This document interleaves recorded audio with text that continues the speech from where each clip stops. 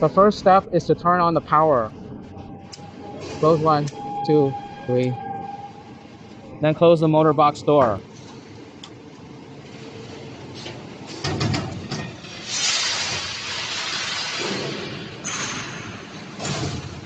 Pull out the emergency stop. Then the remote control. Now all gears are moved to the top, and then the same. Press these two. Turn it on.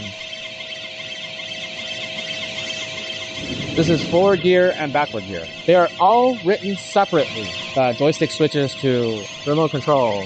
This is the joystick. This is the joystick. You can push it and switch the remote control switch.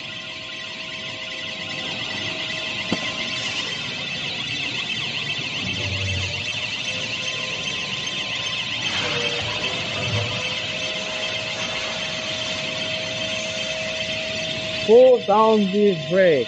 This is the handbrake. This is a 12-volt charging port. This is the 48-volt charging port. Basically, let them win charging. Both charge at the same time, okay? This is integrated.